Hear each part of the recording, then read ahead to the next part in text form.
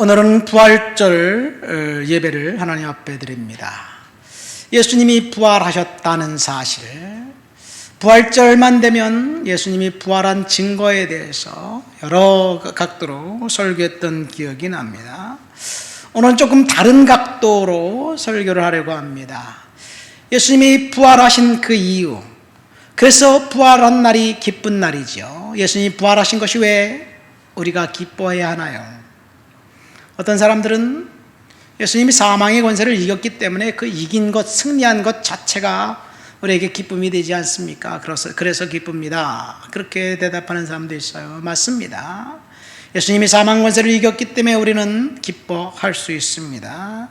그런 사실, 그보다 직접적으로 우리가 기뻐하는 이유는 예수님께서 십자가에 달려 돌아가셨고 보혈의 피를 흘리셨고 사망의 권세를 이겼고 그 사건이 저와 여러분들에게 우리의 죄를 용서해 주시기 위한 하나의 사건이었고, 그래서 우리가 구원받았고 천국의 소망을 갖게 된 것, 그래서 우리는 기뻐할 수 있습니다.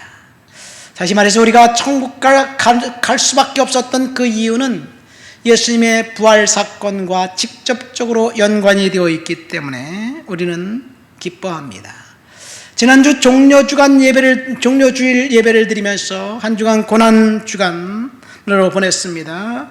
십자가에 예수님께서 달려 들어가신 그 고난을 생각하면서 많은 성도들이 금식도 하기도 하고 하나님 앞에 작정하며 기도하기도 합니다. 예수님이 고난 당하신 그 이유는 딱 한 가지예요. 저와 여러분들의 죄를 용서해 주시기 위해서, 우리의 죄값을 감당하기 위해서, 그래서 고난 당하신 것입니다. 그러니까 고난 주간의 의미는 속죄에 있고 부활의 의미는 구원에 있습니다. 이 세상에서 가장 중요한 것이 무엇일까요? 무엇이 여러분들이 볼 때 가장 중요한 것이라고 생각합니까? 정말로 중요한 것이 무엇일까요? 맛난 음식을 먹을 때 입속에 그 맛있는 음식이 들어가면서 우리의 미각을 자극하고 우리의 뇌를 자극해서 뇌에 도파민이 이제 생성시켜서 행복감을 가져다 주게 만듭니다. 그래서 먹는 즐거움이 얼마나 행복하고 즐거운 그 사건인지 몰라요. 그래서 먹는 것이 굉장히 중요한 일인 것은 틀림없습니다. 그래서 가급적이면 좋은 음식을 먹으려고 하죠. 그런데 문제는 그렇게 좋은 음식을 먹었더니 그것이 몸에 들어가서 영양분이 돼서 우리를 살찌우는 것이 아니라 과다 영양이 되어서 결국은 성인병에 걸리고 약을 먹을 수밖에 없는 그런 지경에 처하게 된다면 그 잠깐의 식탐이 더 큰 괴로움을 가져다 주는 것 아닐까요? 먹을 것이 없어서 거친 음식과 야채와 과일 이런 것들을 먹는 가난한 사람들이 오히려 더 건강하다는 사실을 보면 이 먹는 것이 중요한 것 같지만 과도하면 병이 되기 때문에 결코 중요하지 않은 것 같습니다. 여러분, 어떤 사람은 돈이 중요하다고 생각합니다. 그래서 돈을 열심히 모으고 저축을 합니다. 은행에 쌓아두고 또 쌓아두는데 결국 벌은 돈 다 쓰지도 못하고 갈 수밖에 없는 인생을 생각할 때 돈이 중요하냐? 뭐 중요하지만 또 그것도 아닌 것 같아요. 그래서 우스갯소리로 그런 얘기를 해요. 아들을 낳으면 의사를 시키고 딸을 낳으면 의사 부인을 시켜라. 의사가 열심히 돈 벌어서 돈 쓸 시간이 없잖아요. 돈 쓰는 것이 더 행복한 사람이 아닌가 생각됩니다. 이 땅을 살아가는 동안에 우리가 필요한 만큼의 돈을 갖고 있으면 됩니다. 지지난 주간인가요? 한낮 대낮에 강남 길거리에서 한 여성이 납치되었고 살해당했습니다. 무엇 때문에 그래요? 돈 때문에 그런 거예요. 사실 돈이 사람들로 하여금 탐욕의 동인이 되게 만들고 그리고 각종 사건과 사고의 원인이 되게 한다면 돈도 중요한 것 같지만 그렇지 않은 것 같습니다. 좀 더 많이 갖고, 좀 더 일찍 성공하고, 좀 더 잘나고, 좀 더 잘생겼으면 행복하고 즐거운 것 같지만, 몇 년 전인가요? 서울대 소비자학과 교수님 김남도 교수가 쓴 책이 있어요. 여러 권 있었는데 제가 유행한다고 사서 봤어요. 부모들이 아이를 키우면서 공부해라 하면서 이런 얘기를 한다는 거예요. 너 대학 가서 미팅할래? 공장 가서 미싱할래? 미싱한다는 말을 요즘 젊은이들은 모를 것 같아요. 또 이런 말이 있어요. 1시간만 더 공부하면 마누라 얼굴이 바뀐다. 1시간만 더 공부하면 남편 직업이 달라진다. 인터넷에 떠도는 엽기 그뿐입니다. 재미있다고 이야기하는 것 같지만 섬뜩하기 그지없습니다. 지금까지 부모가 자식들을 공부하면서 좋은 대학에 나와야 성공한다고 그렇게 주장했고, 그래서 아이를 키웠는데 어떤 부모가 자식을 위해서 그 스펙을 조작해서 결국 발각났습니다. 그래서 의학대학원 졸업했고 의사가 되었는데 입학 취소가 되었다는 이런 어처구니 없는 일을 우리가 볼 때, 그것이 과연 중요한 일일까요? 좋은 대학 나오고 좋은 직업을 갖고 돈을 많이 벌어도 영혼이 병들어 있으면 소용이 없습니다. 사실 중요한 것은요, 어떻게 인생을 사느냐보다 더 중요한 것은 어떻게 죽느냐가 더 중요한 거예요. 어떤 인생을 살았고 죽음 이후에 어디 가느냐. 우리 조상들은, 우리 선조들은 남들보다 빨리 성공하는 것이 불행의 첫째 원인이라고 이야기했습니다. 그래서 소년등과 일불행이라는 격언이 생겼습니다. 소년등과란 무슨 말이냐? 일찍 출세한 사람을 말합니다. 일찍 출세한 사람이 일불행, 첫 번째 불행이라는 말이에요. 다른 말로 하면 소년등과 부득호사라는 말이 있습니다. 이 말은 무슨 말이냐면요, 일찍 출세한 사람은 부득호사, 좋게 죽지 못한다, 비참하게 죽는다는 말이에요. 이 말은 요즘 말로 하면 서울대 법대에 재수하지 않고 들어가가지고 대학 3년에 사법고시를 봐가지고 합격해서 판사가 된 사람을 말해요. 물론 요즘은 사법고시가 없어져서 좀 이야기가 달라졌습니다만은, 그런 사람이 왜 남들보다 일찍 출세했는데 왜 불행합니까? 그 이유는 우리 조상들은 이렇게 이야기한 거예요. 남들보다 일찍 출세하면, 일찍 성공하면 다른 사람의 말을 듣지 않고 오직 내 고집대로만 살기 때문에 결국 불행해진다. 남들보다 일찍 성공하면 오만해서 아주 콧대가 높아가지고 아나무인이 되어서 옆에 친구가 없기 때문에 불행해진다는 이런 이야기예요. 이것이 우리 조상들이 생각했던 그런 소년등과 일찍 성공하는 것들에 대한 이야기입니다. 정말로 중요한 것은 남들보다 더 일찍 성공하고 돈을 많이 벌고 출세하는 것이 아니라 말년이 복 있는 사람이 진짜 성공한 사람이에요.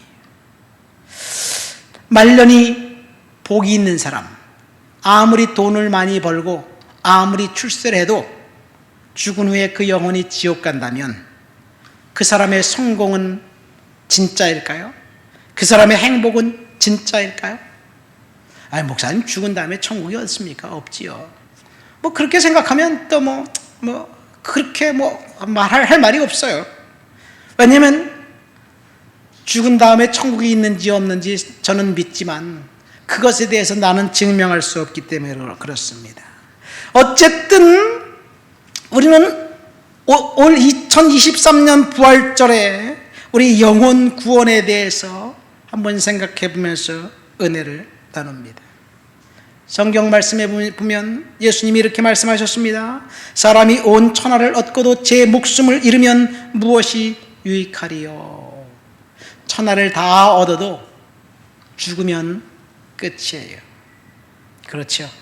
성공적인 인생을 살았는데 죽음 이후에 지옥 간다면, 죽음 이후에 심판을 받아서 천국 가지 못한다면 그 인생은 정말 불행한 인생을 산 사람이 아닌가 생각됩니다. 여러분, 누구에게나 사망은 찾아옵니다. 누구에게나 죽음은 찾아옵니다. 그리고 죽음 이후에는 심판이 있습니다.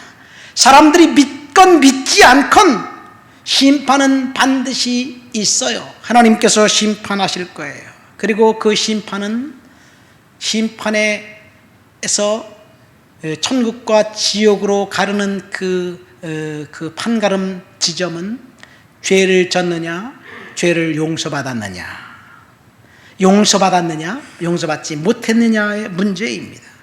그래서 진짜 중요한 것은 예수 믿고 죄를 용서받고 천국 가는 것, 그것이 가장 중요하고, 가급적이면 나 혼자 가지 말고 옆에 있는 많은 사람들을 데리고 같이 천국 가는 것, 그것이 가장 중요한 일이 아닌가 생각됩니다. 자, 오늘 부활의 메시지를 전하면서 저는 이사야 53장의 말씀을 읽었습니다. 이사야는 예수님이 탄생하기 500년 전에 유다에서 활동했던 선지자입니다. 그가 이제 예수님의 탄생, 메시아의 탄생에 대해서 고난받는 종에 대한 예언을 4번에 걸쳐서 했습니다. 오늘은 그 마지막 번째 메시아가 고난받는다는 예언에 대해서 읽었어요. 여러분, 메시아는 히브리어입니다. 요즘 말로 하면 이스라엘 사람들의 언어예요. 메시아와 똑같은 단어가 그리스도라는 단어입니다. 그리스도는 그리스어입니다. 그리스라는 나라 있잖아요. 헬라어입니다. 그 뜻은 왕이라는 뜻이에요. 왕.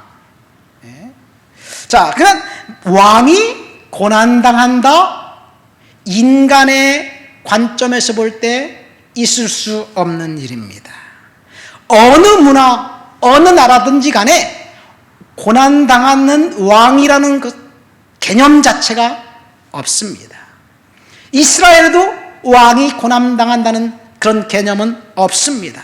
왕은 권력을 누리고, 그리고 왕은 힘을 갖고 자기가 원하는 대로 무엇이든지 할 수 있는 존재가 왕이에요.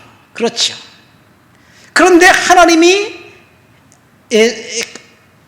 이스라엘 백성들에게 말씀하신, 이사야 선지자를 통해서 말씀하신 왕은 권력을 누리는 존재가 아니라 고난당한 왕이었다는 사실, 이것이 하나님이 메시아에 대한 아이디어입니다.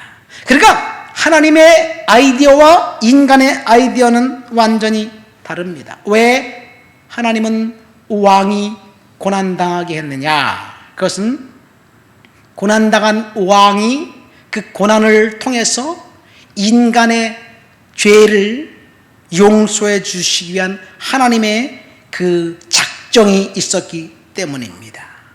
이사야 선지자의 메시지를 통해서 인간이 기대했던 메시아가 아닌 하나님의 아이디어인 메시아, 그러니까 하나님의 아이디어인 메시아는 고난당한 종, 버림받은 종, 죄값을 받기 위해서 철저하게 버림받은 연약한 자의 모습으로 메시아를 이 땅에 보내셨다는 이야기예요. 본문 1절부터 3절 말씀을 읽어볼까요? 다 같이 읽어보시겠습니다. 우리가 전한 것을 누가 믿었느냐? 여호와의 팔이 누구에게 나타났느냐?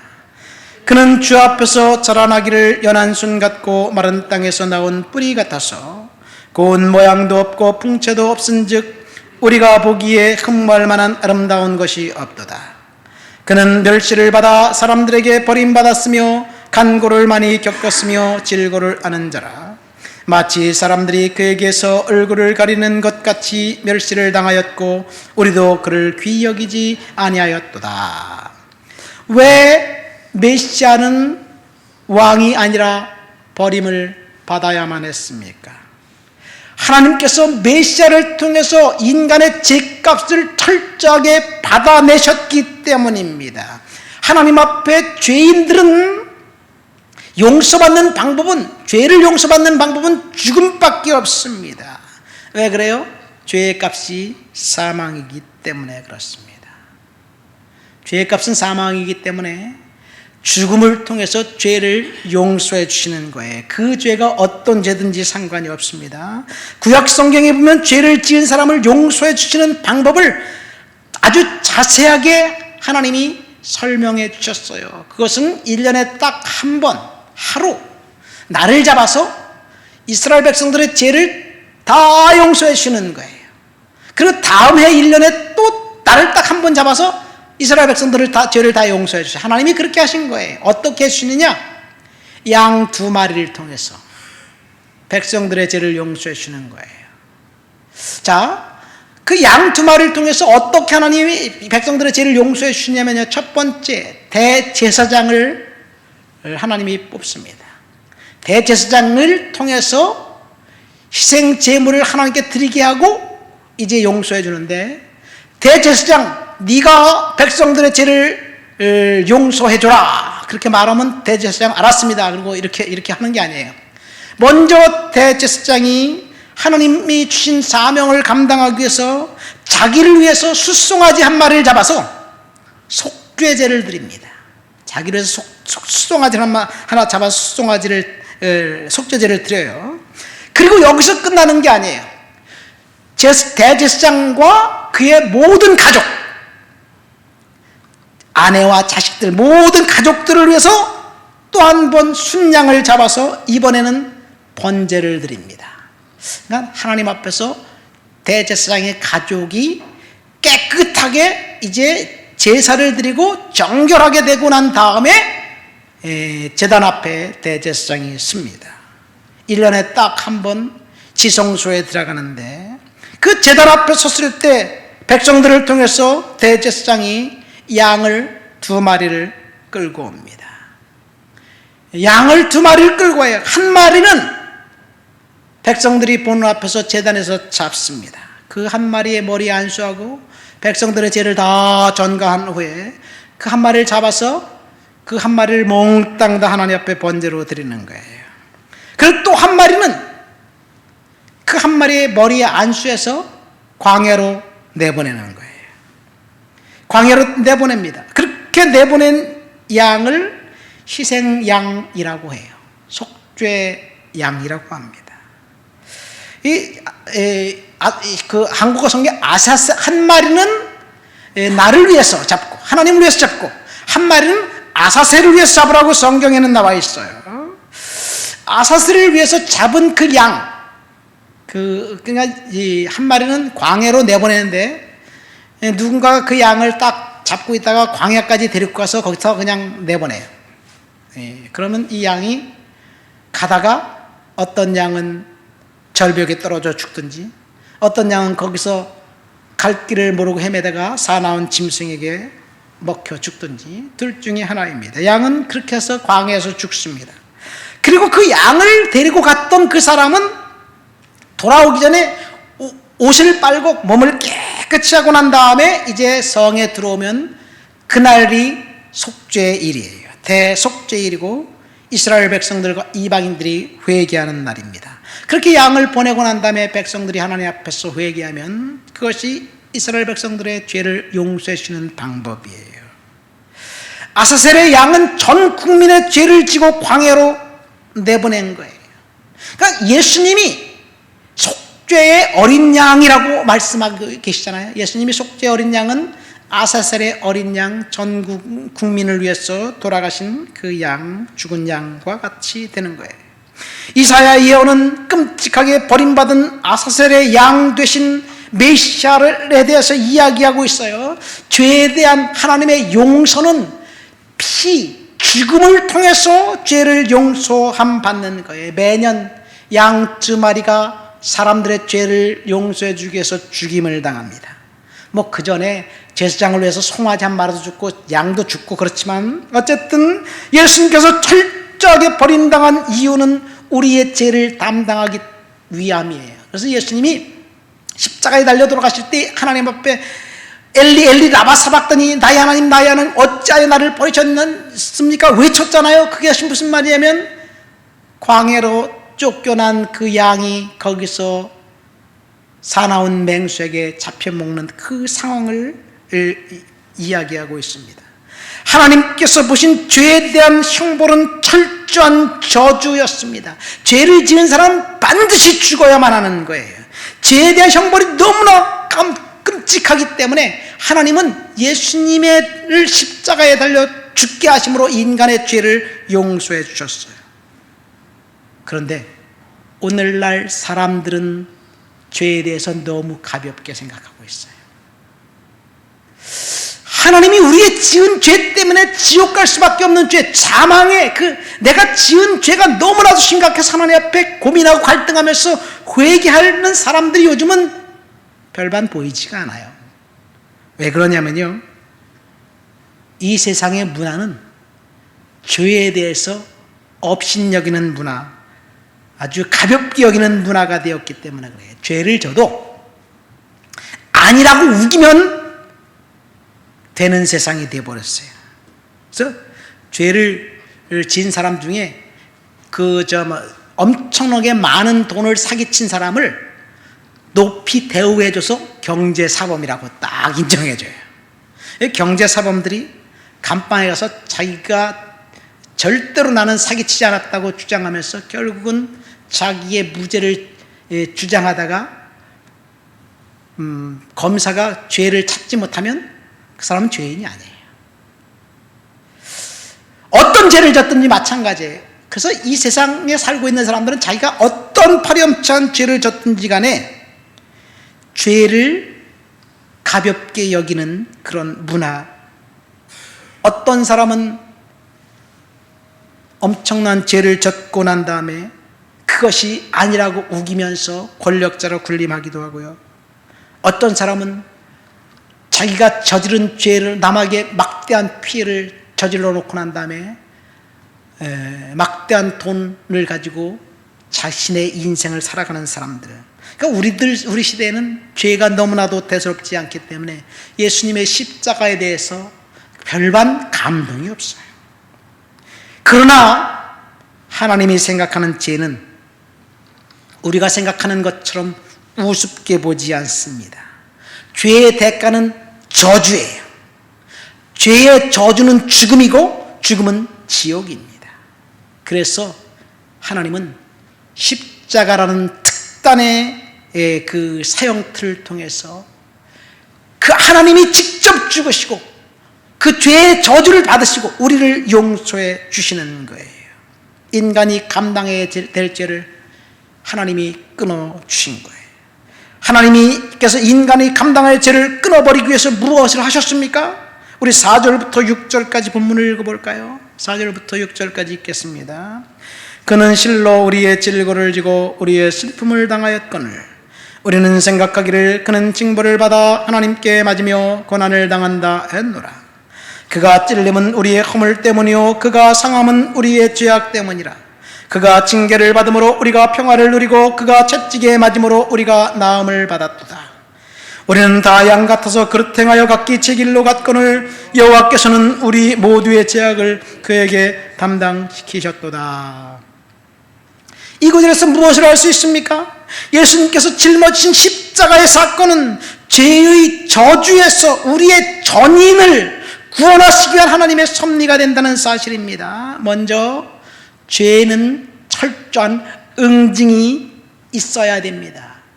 그래서 하나님이 돌아가신 거예요. 하나님이 십자가에서 죽은 것입니다.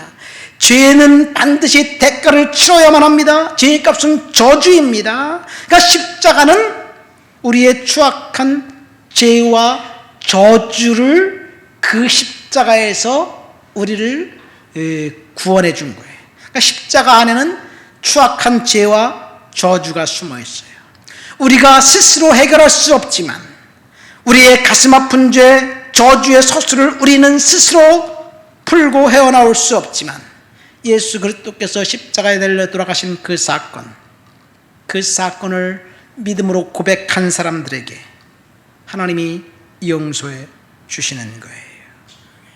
예수님을 십자가에 못 박은 자들은 유대인들이나 로마 군병들을 그들이 십자가 못 박은 것 같지만 사실은 우리가 지은 죄, 우리가 예수를 십자가에 못 박은 거예요.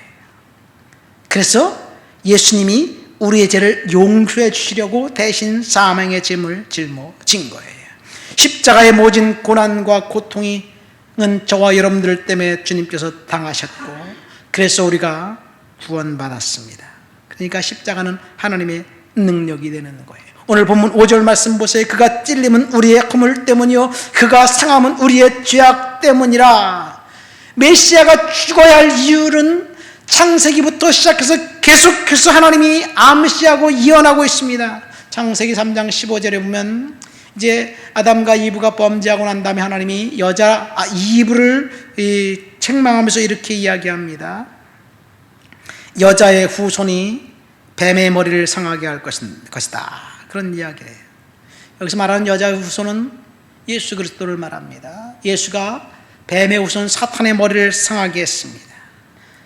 뱀이 여자의 후손의 발 뒤꿈치를 물어서 뱀이 이긴 것 같지만 결국 예수님이 이겼어요. 승리했어요. 뱀의 후손이 여자의 후손 발 뒤꿈치를 상하게 한다는 말이 십자가 사건을 이야기하고 있습니다. 창세기 22장에 보면 아브라함이 이삭을 번제로 드릴 때 여호와 일에 어린 양을 하나님이 예배해 주셨어요. 그것이 저와 여러분들을 예비하신 하나님의 대속의 상징입니다. 오늘 보면 이사야 53장 6절 말씀 보세요. 이사야 선지자는 직접 합복으로 이렇게 이야기합니다. 우리는 양 같아서 그릇 행하여 각기 제 길로 갔거늘 여호와께서 우리 무리의 죄악을 그에게 담당시키셨다. 그리스도께서 우리의 그릇된 행위에 대한 모든 형벌을 담당하셨다는 이야기입니다. 이 그리스도께서 우리의 죄를 담당하셨다는 이야기는 구약 성경에 계속해서 하나님이 이제 선지자를 통해서 예언으로 전해주고 있습니다. 그래서 십자가가 유일한 구원의 길입니다. 예수께서 내가 곧 길이요 진리요 생명이니 나로 말미암지 않고는 아버지께로 올 자가 없느니라고 말씀하셨어요. 십자가에 달려 돌아가신 그분 예수 그리스도를 믿는 사람만 구원받습니다. 왜 그러냐면 예수님 한 분만 우리 죄를 대속하기 위해서 십자가에서 돌아가셨기 때문에 그래요. 예수 외에 다른 대안이 없습니다. 만약 부처님이 우리의 죄를 대신에 짊어지고 죽었다면 하나님은 부처님을 통해서 우리의 죄를 용서해 주실 거예요.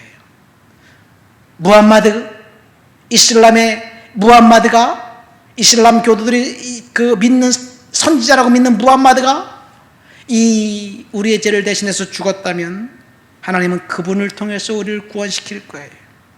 그러나 우리를 위해서 죽은 사람은 다른 사람이 아니라 오직 예수 그리스도 한 분입니다. 그래서 예수만 믿어야 구원받는 거예요. 십자가에서 이룬 것은 오직 우리의 영혼을 구원하기 위한 구원의 은혜가 저와 여러분들에게 있어서 우리는 십자가를 통해서 구원받았어요. 그러나 오늘 본문에 보면 십자가를 통해서 우리의 영혼만 구원한 것이 아니라 우리의 전인을 구원하셨다고 이야기합니다. 아담과 이브가 타락했을 때 하나님이 아담에게 뭐라고 말씀하셨냐면 이제 땅이 내게서 가시덩굴과 엉겅퀴를 낼 것이다. 죄로 말미암아 저주가 이 땅에 왔고 땅이 저주를 받았어요. 가시의 찔레가 생겼습니다. 예수가 십자가에 못 박혔을 때 로마 병사들이 그 머리에 가시관을 엮어서 쿡 눌러 씌웠습니다. 로마 병사들이 가시로 엮어 만든 그 관이 머리에 찔림은, 그래서 이사야는 그가 찔림은 우리의 허물 때문이오라고 말하고 있습니다. 가시면류관은 아담이 범죄했을 때 찾아온 가시덩굴과 엉겅퀴입니다. 빈곤과 저주를 상징합니다.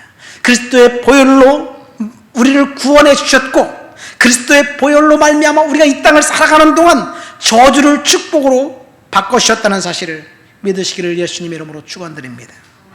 왜 예수님의 머리에 가시관을 쿡 눌러 피를 흘리게 하나님이 하셨을까요?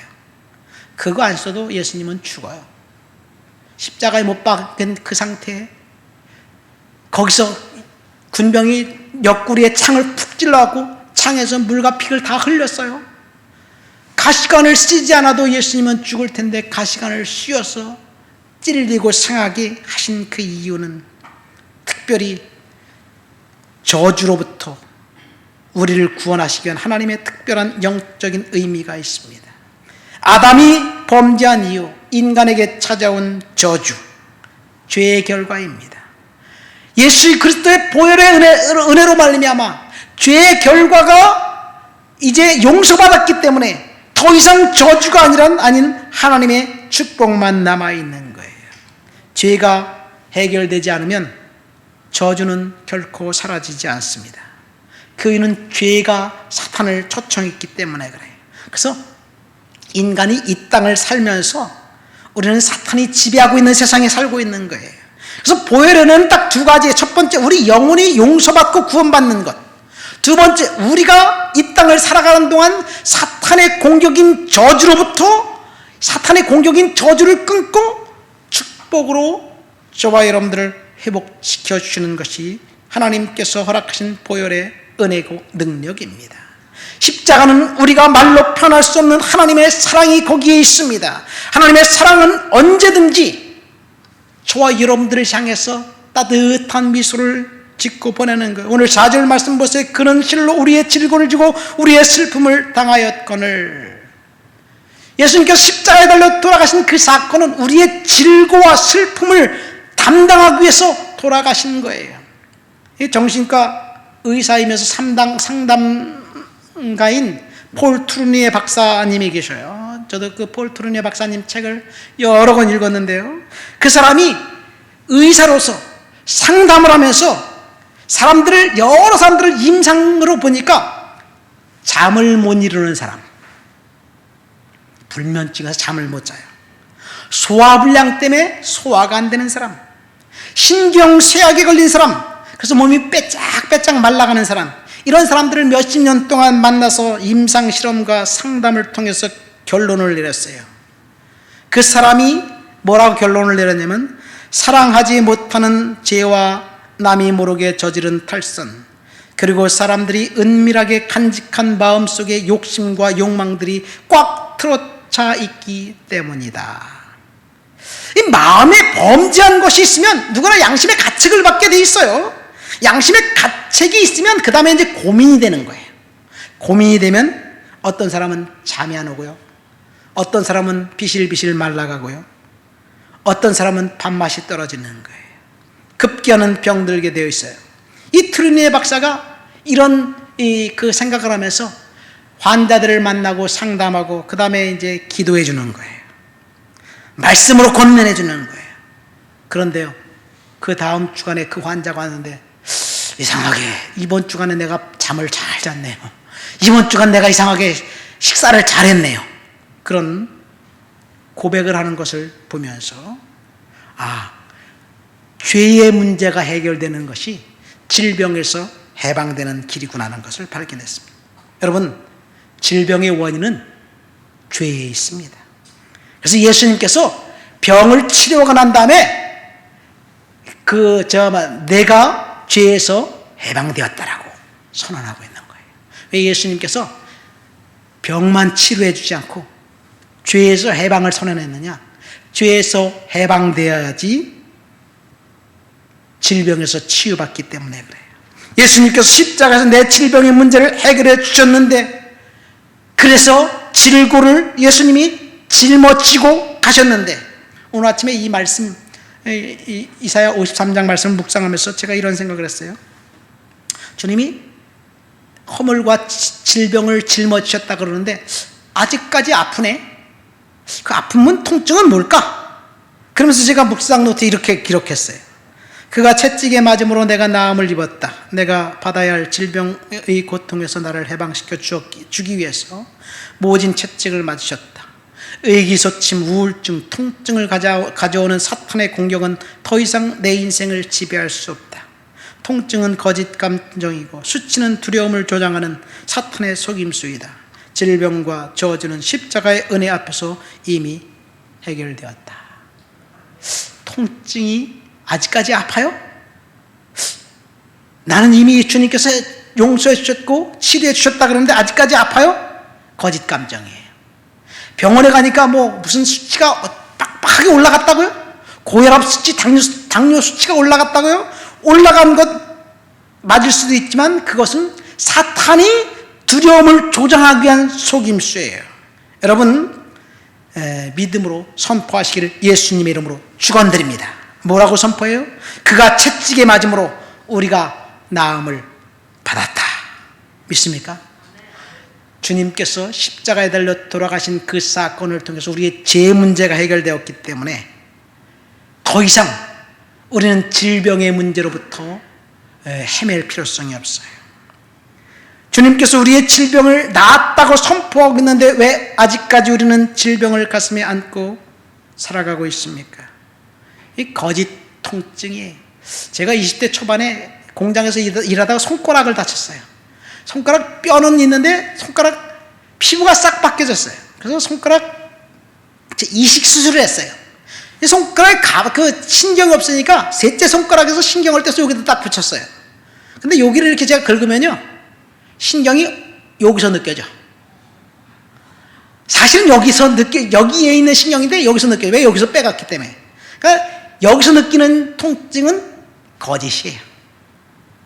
교통사고를 당해서 두 다리가 잘린 사람, 병원에 다리는 없는데 다리가 아프다고 고래고래 소리를 지르면서 간호사에게 약을 달라고 그러잖아요. 다리는 이미 없어졌는데 머리는 다리의 통증을 느끼는 거예요. 거짓 통증입니다. 우리의 질병은 주님께서 이미 해결해 주셨습니다. 그래서 십자가의 보혈의 은혜를 통해서 치유받았는데 왜 우리가 여전히 통증과 질병 가운데 있어야 될까요? 믿음으로 선포하고 하나님의 은혜 가운데 살아가야 될 줄 믿습니다. 이 웨인 다이어라는 의사가 행복한 이기주의라는 책에 이렇게 써놨어요. 그가 의사로서 여러 임상 실험을 통해서 인간들이 있는 질병 중에서 특히 장기 기능이나 신체적 손상, 뭐 이렇게 팔이 잘렸다든가 아니면 이런 질병 외에 교통사고 나서 다리가 잘려나갔다 이런 질병 외에 마음만 먹으면 얼마든지 고칠 수 있다고 이야기합니다. 특별히 두통, 요통, 궤양, 고혈압, 뾰루지, 피부발진, 심한 복통 이런 것들은 마음에서 생기는 병이래요. 마음만 잘 가다듬고 있으면 이런 병이 사라진대요. 심지어 당뇨까지. 나는 당뇨가 없다. 이렇게 주장하면서 믿음으로 선언하면 이 당뇨가 어느 순간 사라진대요. 피부에 생기는 종기, 감기, 관절염, 심장병 이런 것들도 마찬가지예요. 마음의 문제예요. 그래서 우리가 마음에 예수 그리스도의 능력의 그 은혜를 보혈의 은혜를 힘입고 하나님의 앞에서 치유를 선언하고 기쁜 마음을 갖고 있으면 언젠가 질병은 사라지고 없어지는 것을 발견하게 됩니다. 암도 마찬가지예요.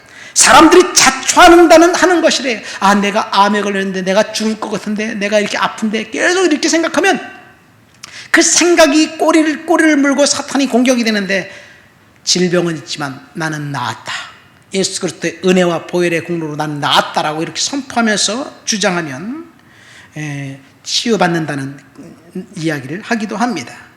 말씀을 맺습니다. 오늘은 부활주일입니다. 우리는 정말로 중요한 것이 무엇인가? 라는 제목으로 이사야 선지자의 예언을 들었습니다. 여러분, 무엇이 진짜 중요한가요? 좋은 음식을 먹는 것, 성공하는 것, 돈을 많이 버는 것 중요할 수도 있습니다. 그러나 우리의 영혼이 지옥 간다면 우리가 이 땅을 성공적인 인생을 살았다 하더라도 그것은 성공적인 인생이 아닐 거예요. 예수 그리스도께서 십자가에 달려 돌아가신 그 사건을 통해서 우리는 두 가지 은혜를 받았습니다. 첫 번째, 영혼이 구원받고, 두 번째, 우리의 육신을 저주에서 축복으로 바꿔주셨고 질병에서 치유와 노임을 받게 해주셨다는 것. 그래서 우리는 전인이 하나님 앞에 축복받는 하나님의 사람이라는 사실을 믿으시기를 예수님의 이름으로 축원드립니다. 우리 말씀을 생각하면 다 같이 통성으로 기도합니다.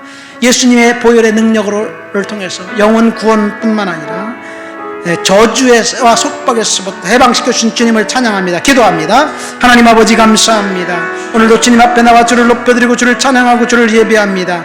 성령의 능력과 충만과 거룩한 역사가 우리의 삶 가운데 나타나고 드러날 수 있도록 주여 도와주시옵소서. 믿음으로 살아갈 수 있도록 도와주시니 감사합니다. 은혜로 살아갈 수 있도록 도와주시니 감사합니다. 예수님의 이름으로 기도합니다. 아멘.